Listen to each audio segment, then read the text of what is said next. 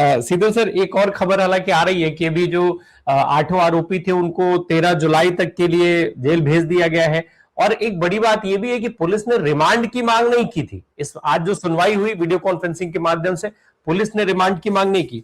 Sir ये जो पूरा प्रकरण है, जिस तरीके से सुप्रीम कोर्ट ने ये कहा कि त्वरित सुनवाई की जरूरत नहीं है, अभी इसकी कुछ भी ऐसा नहीं फटा जा रहा, आसमान नहीं फट रहा है कि त्वरित सुनवाई की जाए। दूसरी तरफ जो वकील साहब लोगों ने साफ तौर पर ऐलान कर दिया फैजाबाद बार एसोसिएशन ने कि हम आपका केस नहीं लड़ेंगे किसी कीमत पे, और साथ में यह भी ऐलान कर दिया गया कि अगर कोई वकील इनका केस लेता है तो वो 5 लाख रुपए प्रति आरोपी के हिसाब से उसको जमा कराना होगा। ये सारी चीजें, ये जो पूरे कदम है वो क्या सरकार के लिए, सत्ताधारी दल के लिए, लखनऊ से दिल्ली तक अगर हम बात करें, बड़े झटके के तौर पर उसको देखा जाए। और ये जो आरोपी हैं, चाहे वो चंपत राय बंसल हो, चाहे वो मिश्रा जी हो, जो लोग भी हैं, इनके लिए कितना नुकसानदायक होगा ये? देखिए, बाकी चीजों पर तो नहीं, लेकिन जो बार एसोसिएशन अयोध्या ने जो आज फैसला लिया है यही महत्वपूर्ण है। और कमल बिल्कुल ठीक कह रहे थे, ये जो चीज है ये उस स्पिरिट की याद दिलाती है जो आज़ादी की लड़ाई में हमारे विभिन्न बार एसोसिएशंस ने प्रस्तुत की थी। क्योंकि ये अब लड़ाई देखिए, सिर्फ ये तो कोई न कोई कांड होता है जो बहाना बनता है लोगों के असेंबली होने का, स्पार्क करती है कोई चीज, लेकिन गुस्सा तो बहुत सारी चीजों से भर रहा है ना। सारी लोकतांत्रिक संस्थाओं का क्षय हो गया है, सबको तहस नहस कर दिया गया है, चुनाव लूटे जा रहे हैं, चुनाव हो नहीं रहे हैं, और पूरी प्रक्रिया इस तरह से बना ली गई है कि किसी और के लिए कोई स्थान न रहे। विपक्ष या दूसरी तरह की राजनीति करने वालों के लिए कोई स्पेस नहीं है, उनके लिए कोई, उनको आने वाली जो भी साधनों का बंटवारा होता था, थोड़ा बहुत असमानता रहती थी, लेकिन ये तो कोई समानता तो रही ही नहीं। एक तरफा सब चीजें कर ली आपने, एजेंसीज आपकी, पुलिस आपकी, पैरामिलिट्री आपकी, और सारा पैसा आपके पास, सारे संसाधन आपके पास, और कानून कायदे को भी आपने जेब में रख लिया है। तो एक ऐसी परिस्थिति पैदा हुई है जिसमें विक्षोभ बहुत है समाज में, और सारी जो भी सार्वजनिक जिम्मेदारियां हैं नदारद है, कहीं कोई जवाबदेही नहीं है। स्वास्थ्य सेवाएं समाप्त हैं, एजुकेशन में रोज हर जगह परीक्षाएं वगैरह वो हो रही हैं, नौकरियां हैं नहीं, अर्थव्यवस्था टूट रही है।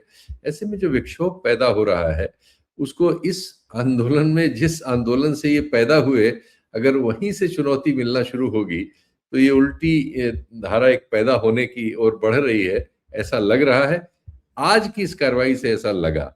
अभी तक तो ये लग रहा था कि लीप पोत लेंगे, जैसे बहुत सारी चीजों के लीप पोत लेते हैं, लेकिन अब अगर अयोध्या फैजाबाद में समाज निकल के बाहर आ जाएगा तो फिर भागने की तब परेशानियां होंगी, तब इधर उधर। वरना अब तक तो यही रिकॉर्ड रहा है। आप सोचिए एक मामला कितना बड़ा है, इस पूरे देश में इस पे जरा सी भी बात नहीं होती। 2024 से हमने तो कुछ किया नहीं। अमेरिका में अमेरिकी संस्थाओं ने पकड़ा कि भारत का एक बहुत बड़ा उद्योगपति जो है, जो इस सत्ता के बहुत करीब भी है, उसने जो है वहां संस्थागत धन जुटाया इस वायदे के साथ कि वो किसी गलत तरीके से इसका प्रयोग भारत में नहीं करेगा, लेकिन उसने भारत में 2200 से ज्यादा करोड़ की घूस दी ठेके लेने के लिए सोलर के। ये रिकॉर्ड पर है, वहां की अदालतों के सामने है, 3 साल से पड़ा हुआ है, 2.5 साल से, और उसमें हर बार सुनवाई के समय उसकी खबरें आती हैं। वो रिश्वत भारत में दी गई, आंध्र प्रदेश में दी गई, राजनेताओं और अफसरों को दी गई, उस पर अमेरिका में मुकदमा चल रहा है, और भारत में हम संज्ञान ही नहीं ले रहे। भारत में वो गुनाह किया गया। अमेरिका के तो ये हुआ कि उनकी जो उनसे जो रकम ली गई उसके साथ जो शर्तनामा था उसका पालन नहीं किया गया। वहां तो सिर्फ इतना मुकदमा है, उसको वो गलत मानते हैं, इसलिए वो अपने यहां चला रहे हैं। ये मामला वहां की कोर्ट में है और हम यहां कुछ नहीं कर रहे हैं। तो हमारी लीपा पोती की तो इंतहा है। इसके पहले वो कर तो रहे हैं ना सर, वो एक सम्मन तक हम उनको रिसीव नहीं होने देते हैं, इतनी मेहनत तो कर रहे हैं। हाँ, ये करते हैं हम कि उधर से सम्मन आता तो सम्मन भी वहां की कार्रवाई में भी बाधा डालने की कोशिश करते हैं। ये कमाल करते हैं। बिल्कुल आपने ठीक याद दिलाया। तो इस मामले में कोशिश ये की गई, ये कथित SIT, जो IT हो नहीं सकती बिना कोई FIR हुए, कोई SIT नहीं बनती, SET हो सकती थी वो, स्पेशल इंक्वायरी। तो इंक्वायरी थी वो, लेकिन इंक्वायरी की भी रिपोर्ट हमें नहीं पता है कहाँ है क्या है। तो वो हुई। और उसके बाद हमने ये पाया कि प्रेशर चूंकि जनता का बन रहा था, तो एक एफआईआर करके छोटे नौकरों को, चौथी श्रेणी के जो बेचारे हैं, कोई ड्राइवर है, कोई खलासी है, कोई फलाना है, कोई 1 महीने पहले एक बच्चा आया है, इन सबको फंसा के कह के कि 2-4 महीने में छुड़ा लेंगे, और वहां भेज दिया, उन्होंने जेल भेज दिया। कोई रिमांड नहीं, कोई पूछताछ नहीं, कोई कुछ नहीं। ये इन्वेस्टिगेशन हो रहा है, आंख में मिर्च डाल रहे हैं आप लोग। और वहां के केसेस तो वीडियो पर है। एक संस्था जो इस देश के समाज की संस्था है, सिंधियों की, उसके अध्यक्ष ने बाकायदा बयान देकर, वीडियो बयान देकर, एएनआई को देकर बताया कि उन्होंने 200 किलो चांदी और अन्य चांदी और आभूषण बाकायदा वीडियोग्राफी करके और फोटो खींच के चंपत राय जी को सौंपे थे।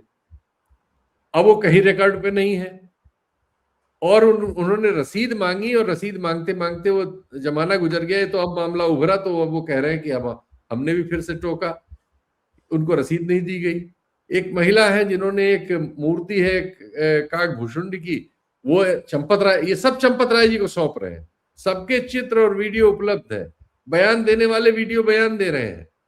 इनमें से किसी से न कोई पूछ रहा है, न कोई जांच कर रहा है, कोई रिकॉर्ड भी नहीं देख रहा है कि साहब ये सोने चांदी जो चढ़े वो इनके रिकॉर्ड्स में क्यों नहीं है।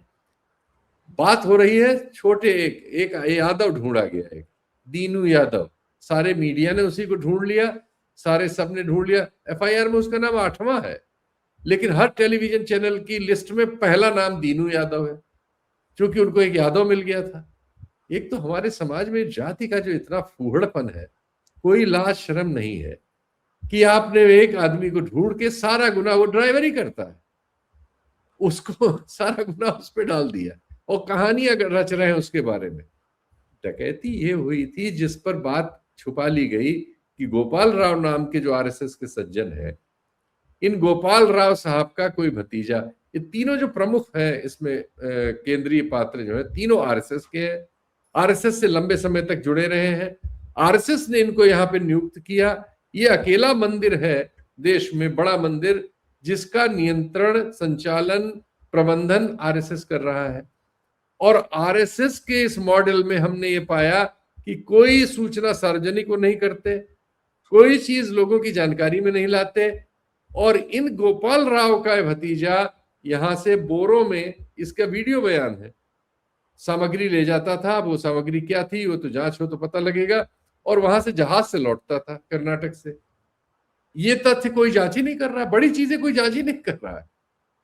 और जांच हो रही है कि दीनू यादव के पास मोटर थी तो गाड़ी कहां से आ तो गई, या ये यही तो सवाल है सर, यही तो सवाल है कि आखिर नरेंद्र मोदी और अमित शाह के अपॉइंटियों से इस एसआईटी में बैठे हुए लोग भी क्या सवाल कर पाएंगे, उनसे कुछ जी। पूछने की हिम्मत जुटा पाएंगे? एक संस्थागत इंजीनियर जो वहां काम कर चुका है वो बयान दे रहा है कि साहब 40% कमीशन मटेरियल सप्लाई में लिया गया है।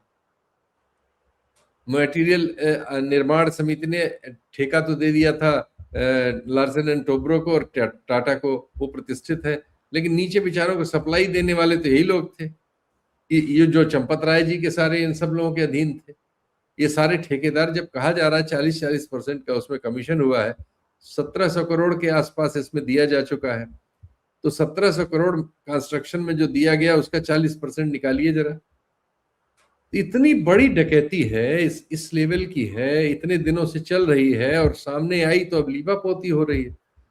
कोई चीज सार्वजनिक नहीं की जा रही है। एसआईटी है तो एसआईटी में क्या है, उसकी रिपोर्ट कहाँ है, रिपोर्ट में क्या है, वो सब चीज उसमें है, अंतर्मन में है, बाहर किसी को कुछ नहीं। इनका काम ही का तरीका यही, ये पुराना तरीका, 100 साल पुराना तरीका है। खुद रजिस्टर नहीं है, लेकिन देश के 300 शहरों में इनके बड़े बड़े भव्य ऑफिस बन गए हैं। दिल्ली में तो 7 सितारा ऑफिस बन गया है। ये सब कौन बना रहा है, कहां से पैसा आ रहा है, कौन दे रहा है? ये इसी तरह के क्लैंडस्टाइन इलाकों से आ रहा है। ये तो एक मामला खुला है, अब कोई जांच इन पे होती नहीं है। दुर्भाग्यपूर्ण रहा कि पिछली सरकारों ने भी ये जिम्मेदारी नहीं निभाई, जबकि इनका नाम गांधी जी की हत्या तक में था। तो उस जमाने के गृह मंत्री पटेल साहब की चिट्ठी में है इनका नाम।